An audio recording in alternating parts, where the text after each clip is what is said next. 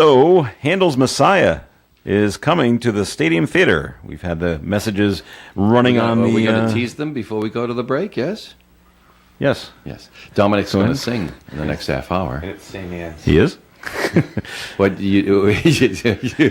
I was trying to cover that over for you. At the St. Anne Arts and Cultural Center. Yes. So and that's why Ed is here with the Rhode Island Civic Chorale and Orchestra. That's who'll be performing. We'll accompany him. We're going to bring the ON keyboard in. Yeah. And, so we'll roll it into the studio. And Ed, how many people are in the chorale? oh, gee. Oh, we're going to talk about that. I was learning so much here this morning. I didn't know that I wanted to even chime in. We have 25 in the orchestra and 70 in the chorus. Are they all coming? They're all coming, Oh, and yeah. plus 4 soloists. Oh, the foundations of And St. then Anne I'll will be there too. will be vibrating. And of course, you'll be directing. Will you be directing? I don't 'Cause know. I may there's be a going to picture of you Walmart directing. that afternoon. No, there's no time for that on November 26th. Yes, Well, it's take 3 everybody o'clock in PM. the corral over to Walmart. So the acoustics just won't make it. Yeah. I'm sorry. Hey, but maybe the Philadelphia cream cheese will be available, and they can all get some. We'll have the reception there. So, how long? It says that Handel's Messiah is in 3 parts. Correct. So, how long is the show? About 2 hours and 15 minutes. Jeez, it seems it would be longer. Well, if I could, if you like, I can. Yeah, go could you a little stretch it out? slower. I can stretch this out.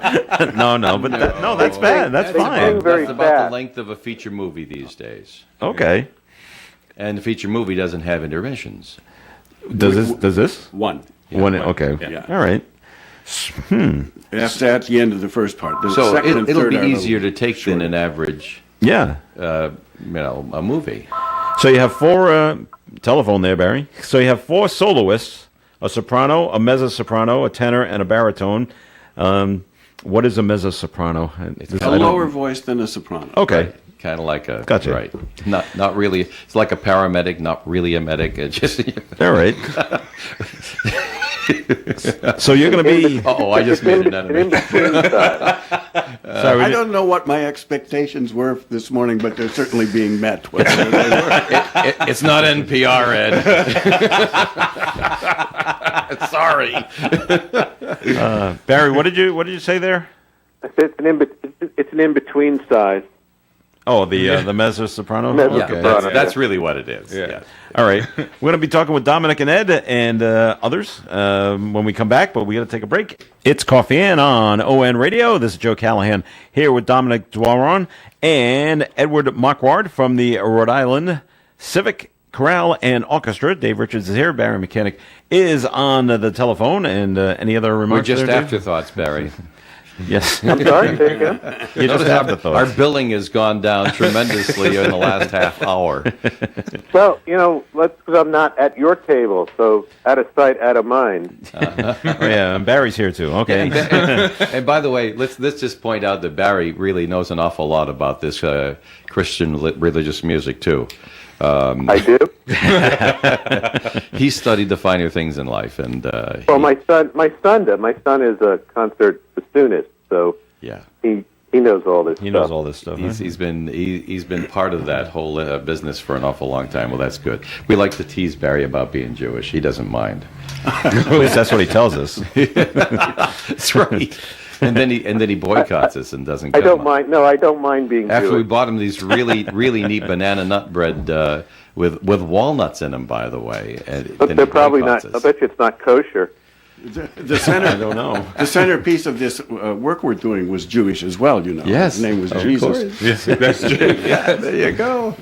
There you go. So so it takes place Sunday, November 26th at 3 p.m. St. Anne Arts and Cultural Center. Sunday after Thanksgiving, Joe. Yes. You should have been shopped out and ready for a little relaxation. What I think is pretty cool is that you're going to do a whole dress rehearsal on the night before at the Cathedral of St. Peter's and Paul. How'd you manage that? It costs a lot to do it down there, let me tell you. Oh my! So they're what gonna a- be- What a barn! My goodness, how are you going to fill that place? We try. We'll have to sell a lot Oh of my tickets. good! I Yeah. guess so. For Messiah, we do pretty well down there. Gil Deary, dear friend of ours, who's passed on quite a few years ago. He worked for WCRB and for the Diocese of Providence. Many occasions I was his engineer, going back quite a few years ago, to broadcast from the Cathedral of Saints Peter and Paul in Providence on FM stereo radio, another channel, the Midnight Mass at Christmas time, celebrated by the bishop himself. And it was a glorious broadcast, fraught with technical difficulties too numerous to go into at this time, which is why I was called in. So the acoustics of the place are really, really remarkable. They are. But They're if you tough don't to put deal people with in for it, us. they're way too live. Exactly. So that's why I looked at it, calling a cathedral a barn, of course, was for comedic effect. But in show business, and Dominic knows this so much, in show business terms, if you have a huge cavernous facility for performing that you can't fill up with people, that's the term that the show business uses. It's a barn. Like this. You can't possibly get enough people in the place to make it sound good. I can't wait to share that tidbit with my Monsignor Mancini when I see him at the rehearsal on Friday night. I keep it to yourself there. Now, is it going to be I held think the Monsignor upstairs knows. or downstairs at St. Anne? This is going to be upstairs. Oh, beautiful. Upstairs. Oh, yes. Yes, Oh, yes. you wouldn't put it downstairs. Not a beautiful orchestra like this. Yeah, something like No, this. well, A work like this, which sometimes, is from an acoustic standpoint, but also from a logistic standpoint. But it's St. Anne's is such an amazing place to be, just to be. But to go and actually hear such beautiful music is it's a great, just a great combination. We're really looking forward to it. Actually, we'd been there about 10 years ago, I believe. yeah, Right. it came up once for a choral concert. So you know that if you drop a pin up near where the altar used to Absolutely. be, they can hear it in the back. Yep. Yeah. So you're used to the acoustics at St. Anne's. Yeah, and we have sung in various places around the state with a similar live acoustic. There was last year we did it in Newport at St. Joseph's Church, and it has a very similar acoustic, without the frescoes. Though. Yeah, okay, that's right. Yeah. Now, when did you start rehearsing for this performance that's coming up at the I end of the started month? the chorus mid-September. We rehearse once a week on Wednesday evenings. Excuse me. The orchestra I rehearsed twice, Thursday and Friday night before the performance. That's all they need? That's all they need. Well, generally, yeah. Talented The bunch. instrumentalists will rehearse a lot on their own. Yeah. Plus, they're of the highest caliber to begin with, so that they're Right. familiar with their instruments and with how the piece works. Then it's just a matter of getting them together so they can listen to each other and make minor adjustments. Am I correct? Yeah, and hopefully do my bidding. Well, that's right. A lot of people think Follow that me. the conductor. No, seriously, a lot of people think that the conductor is just the guy up front who waves the baton, but the conductor does add an awful lot to the performers when you have good, well-accomplished performers that are sensitive to the interpretive needs of the conductor. The conductor can bring musical tones and balances that you might not have heard anywhere else. That's it. And Well, these are I think really what a lot of people terrific don't musicians. realize is people think that all the conductor does is, the day of the performance, stand in front of the orchestra and wave the baton. There's all those threats and things like the that. No, during the reality rehearsals. is the conductor's work is done the week or two before during the longer. rehearsals, where the conductor is telling the individual players, "No, I want you to play like this. No, I want you to play like that," and then is keeping the rhythm at the day of, but. It's kind of like a director of a movie. People don't realize that the director is actually telling the actors exactly how he wants them to play the scenes, and that's the same thing with a conductor. Pretty good analogy. Yeah. Except that we don't have retakes. Keep going. But the other thing is, this Believe is me, I know because I used to sit through and still do, but used to sit through tons and tons of concerts, and having heard my son rehearsing all week, I could tell exactly when he didn't hit something correctly. I understand. Which almost never happens with my son. Right. Send me his information, please. The thing He is, may have actually. I think he may have actually played at one time for the musical group that you're playing with.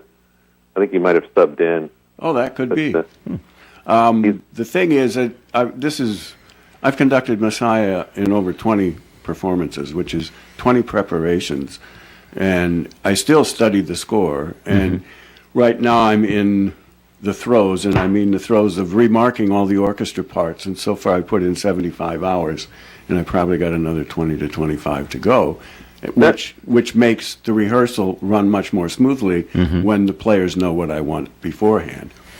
yeah, that's great. All right. There were four. Now, I'm curious. Every time since you've done this so many times, do you do it differently? Yeah, much to the chagrin of overtime? the choristers. I remember But I mean- being in a board meeting 2 summers ago when we were about to do it, and one of the women on the board said, "Oh, I can't wait to see what you've changed this year." There's a lot of sarcasm in that There comment. was.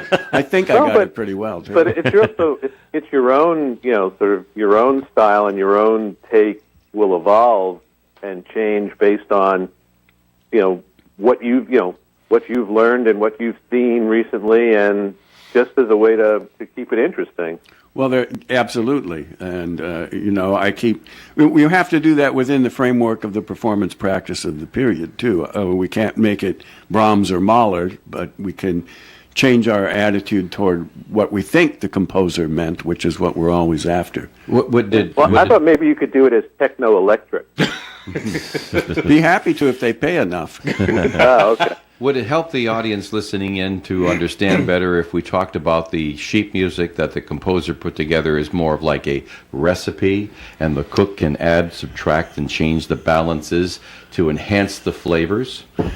Yeah, in a way that's true. I mean, we can't of course go overboard, but because I'm a different individual from conductor B, we see different things. You're going to bake in things the score. different. We're going to bake things differently. Correct.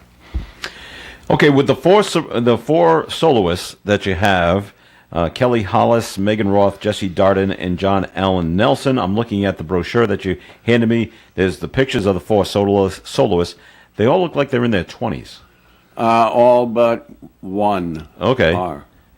And their voices have developed at such a young age? Yes, they have. And this is part of our mission, is to employ these younger singers and then watch their development as they go on to bigger and better things. We do use older singers, but this just happened to be the case. Megan and Jesse and Kelly all went to Boston University Opera Institute. And I happen to know the pianist for that institute, and so every year I hear 7 or 8 singers from that place. John Allen Nelson is from Minnesota, and I happen to know his manager, and just got a video of him singing, and that's how I hired him. He's coming to Rhode Island to get warm? Who knows? It might be warm It's already in snowing in by Minnesota. now. Yeah.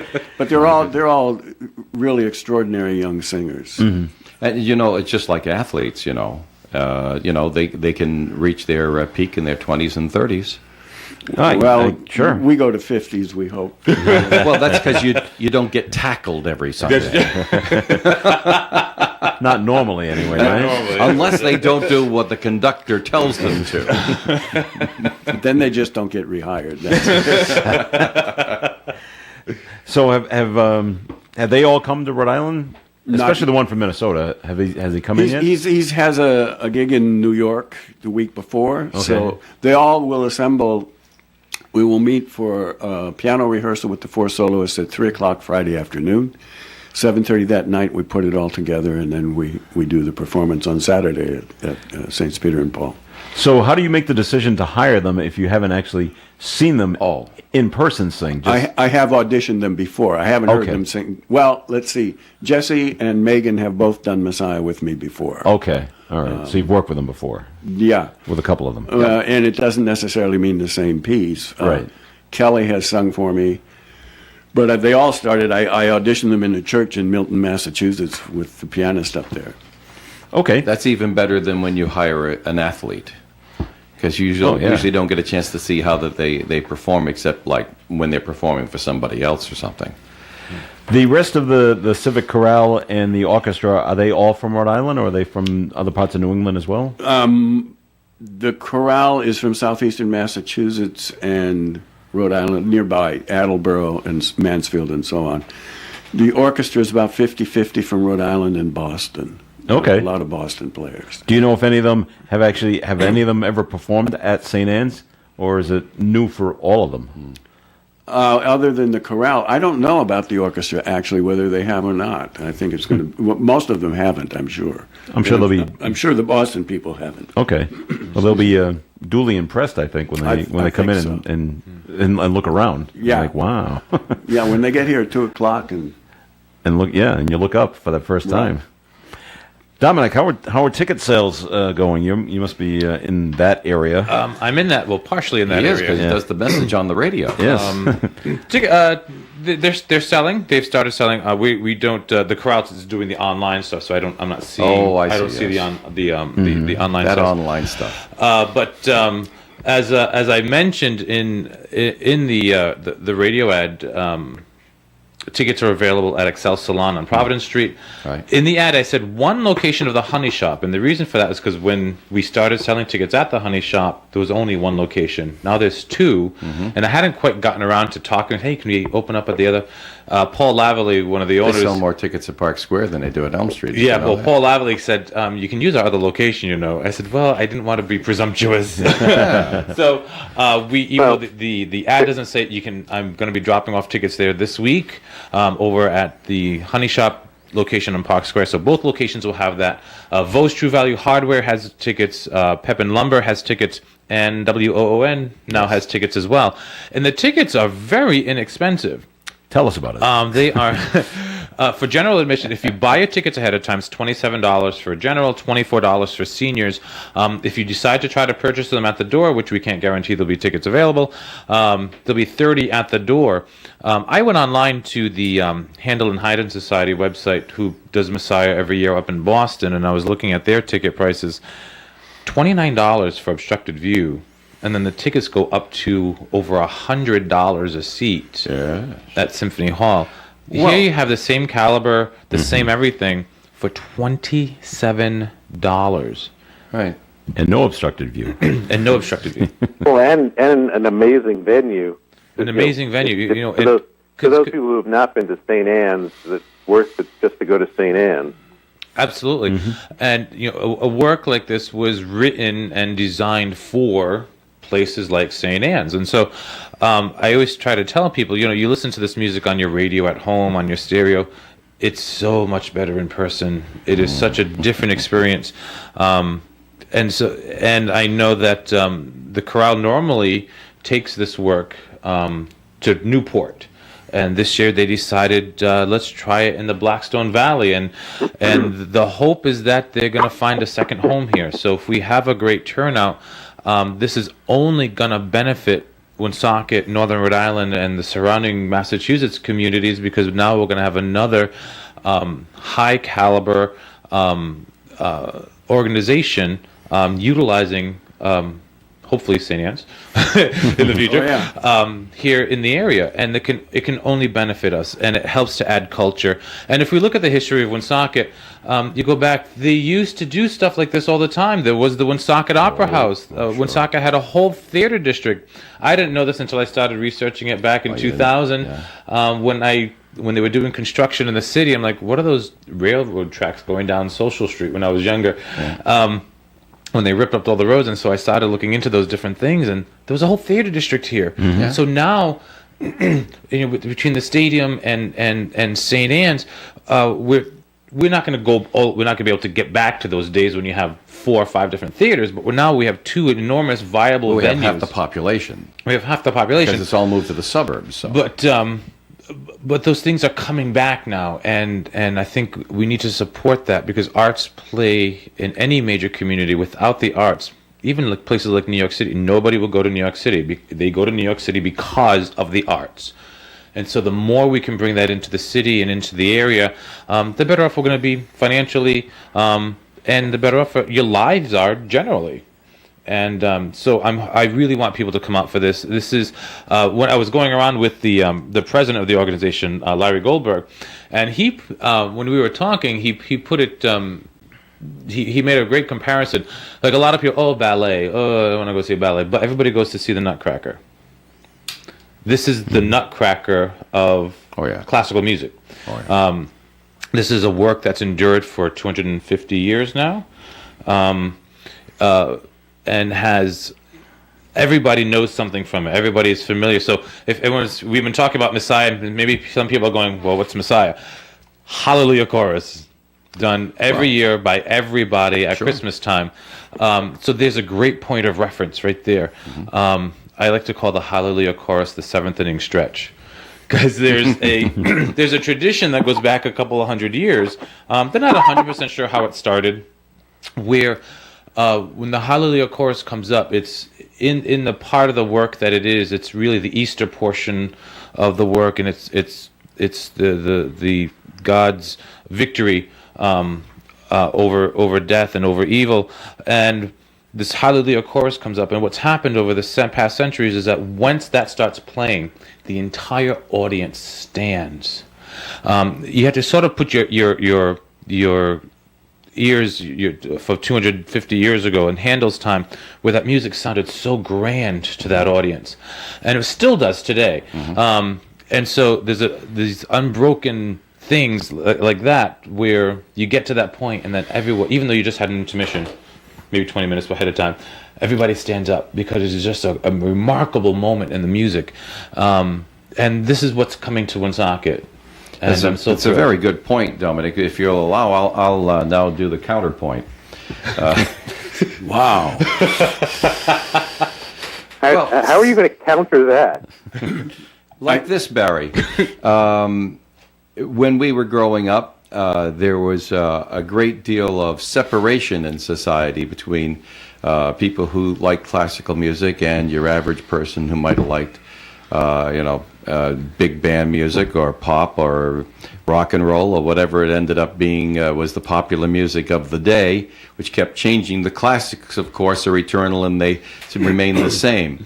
But there seemed to be some sort of division down through the years, especially in years past, as many of the devotees of classical music would think themselves perhaps somewhat more refined than the average person. And I've learned over the years here, because being a music student myself, I played all classical music when I was coming up, and boy, I loved playing the pop music too.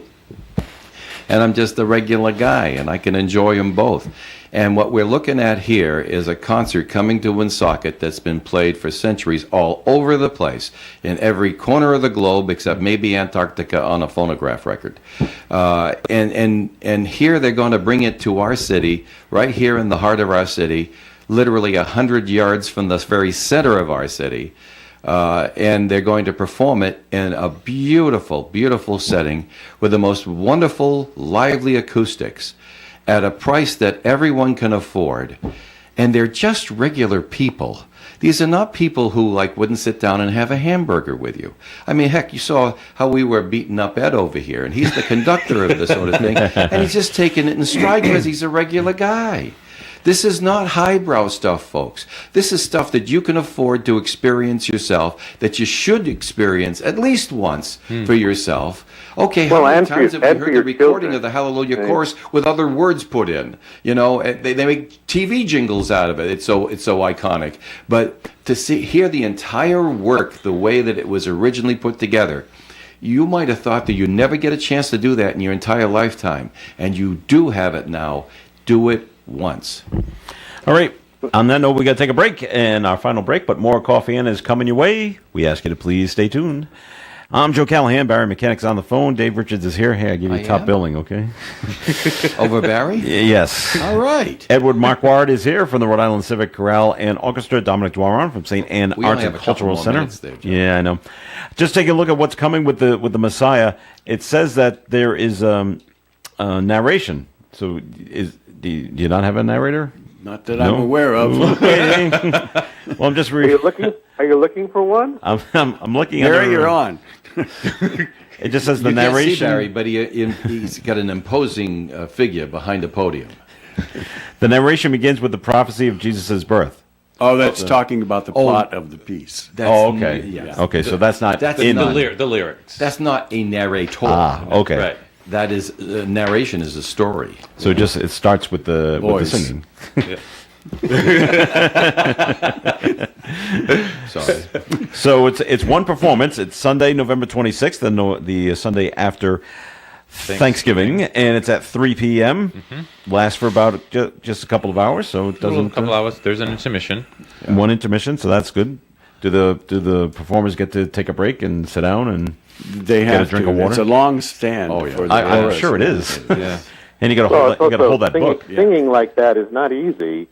Is why they've got to train their voices, and it's not an easy thing to do. Will it be an issue for them since they're going to be at the Cathedral of St. Peter's and Paul on the night before, performing from 7:30 to let's say 10, Right. and then come back at 3 the next day? Yeah, it is an issue. But, Oh, it is okay. But we get through it. We get through it.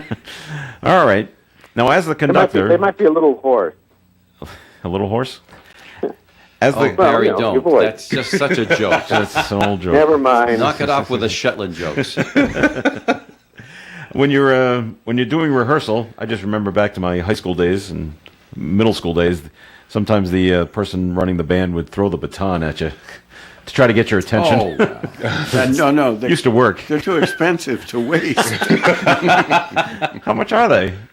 Oh, gosh, yeah. $25. Are they? Yeah. What are they made out of? The handle, which that little ball at the end is wood, and the rest of it's fiberglass. Oh, okay. Yeah, I took his conducting class in college, and it was just about like buying a book. I didn't throw them then either. No, you didn't know that. How many do you have? I really don't know. There's a desk. More than one. There's a desk drawer full of them because I used to buy them 24 at a time when I was teaching conducting class, and I got a break on the batons. Okay. And then I would sell them to the students who were taking the conducting class, and any that were left At over. a nice profit? No, I sold them at cost, but I didn't give him the break. And the leftovers would go in the desk drawer, Oh, okay. and that's where they are now. All right. There's things I never think of, how much the batons cost. Right. And where can you buy them? Yeah. I have Are Music Us? stores? Batons are us? Yeah. The baton called store. Premier Batons. Yeah? Yeah. Are they all white? Or can you get them in different colors? I suppose you could. Did I make the ones when you were in class? I used to make them out of wooden dowels, and they were just wooden, and they were really great. But the way I did it was on an upside-down belt sander. And after I burned out 3 belt sanders, I decided I'd buy them instead. Yeah. No, you didn't make them, but when we bought them, they were too long, and so we all Oh, stood in line yeah. with the paper Right. cut, and you went snap. Yeah, because they Shortened them. at that time I could only get these. I had a specific length that I liked the baton to be, and if they're too long, they start to look like a fly rod, So how long? What is the length? 13 inches. Okay, but there's some that come in longer lengths. Yeah. But What with these for? ones that I found, some people use batons that are Like 2 quite feet? long. Maybe not that long, but Is that so the people, not the people, but the orchestra in the back can see it? it's a curious thing whether people actually see the baton Okay. or whether it focuses their attention on your hand. Yeah. Okay. And I'm a believer that it's the latter, Mm-hmm. that the baton itself focuses the attention on your hand. It catches your eye, so you look down to the hand. Yeah, exactly. Okay. And so therefore you don't have to move as much with the hand or the arm. Well, it also makes a much better noise when you tap it on the sheet music. folder That's that a you do no-no, with your Barry. hand. We don't do that anymore. No, we don't do that? Oh, my goodness. I think the union complains. Well, we got to run, folks. The show has come to an end. So, Dominic, one more time, Give us the specifics.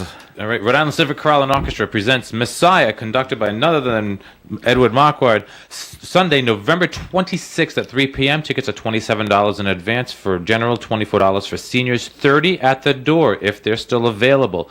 Tickets are available online through the St. Anne Arts and Cultural Center website. They're available here at WOON, available at the Honey Shop, both locations, Excel Salon on Providence Street and Pepin Lumber and Vos True Value Hardware on Cumberland Street. All right, Dominic, thank you very much. Thanks for coming in. Thank you. Edward Markward, Music Director, Rhode Island Civic Chorale and Orchestra. Good luck with the event. Thank you very much. Should be It's been a a real great pleasure time. to be here. I'm glad Thanks you came so in. much. I learned Great a lot. having you here. Thanks so much. Dave, thanks for coming in as well. It's been a pleasure. All right, and Barry, thanks for joining us as well. Always good to be with you, not in body and spirit. All right. We'll see you next week. We'll have jelly-filled donuts, Barry. Don't miss it. Up and actually, I do have to. No matter what, I have to be up there next week. So, All right.